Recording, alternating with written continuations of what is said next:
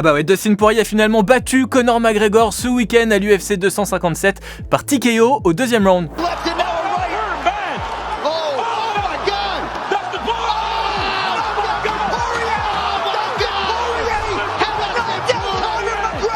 McGregor devrait donc normalement prendre sa retraite, c'est la logique, et revenir après, c'est une autre logique aussi. Salut les sportifs, c'est Greg, vous êtes dans la frappe et l'infosport du jour à retenir, c'est le bordel à l'Open d'Australie.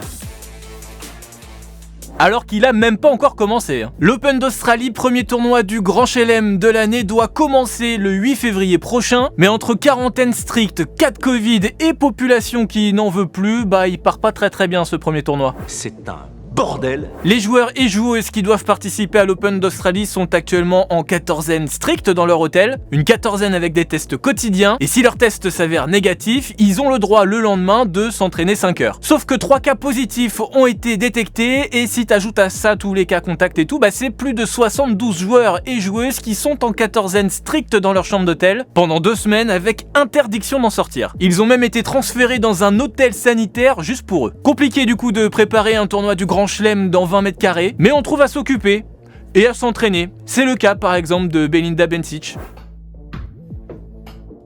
ou encore la 28e mondiale Yulia Putintseva. Bon alors elle s'entraîne, ça va, mais il y en a qui craquent complètement comme le français Édouard Roger Vasselin.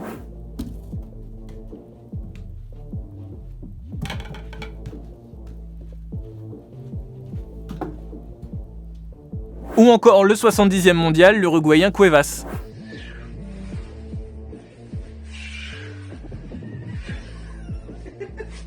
Et ce qui fait beaucoup aussi parler dans ce tournoi, c'est que tout le monde n'est pas logé à la même enseigne et que certains ont un traitement de faveur. La chatte qu'il a, la chatte.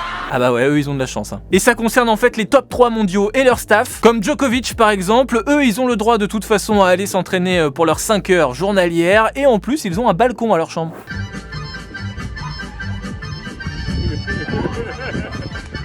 C'est con mais ça fait la diff, et la différence de traitement a du mal à passer. Si tu ajoutes à ça le fait que les Australiens en ont marre, eux qui se sont tapés 4 mois de confinement total et que certains Australiens n'ont même pas pu rentrer chez eux, il s'annonce très bien ce tournoi. Entre joueurs claqués, sans préparation, les cas de Covid, les blessures qui vont arriver, c'est obligé, ça va devenir Koh-Lanta cette histoire.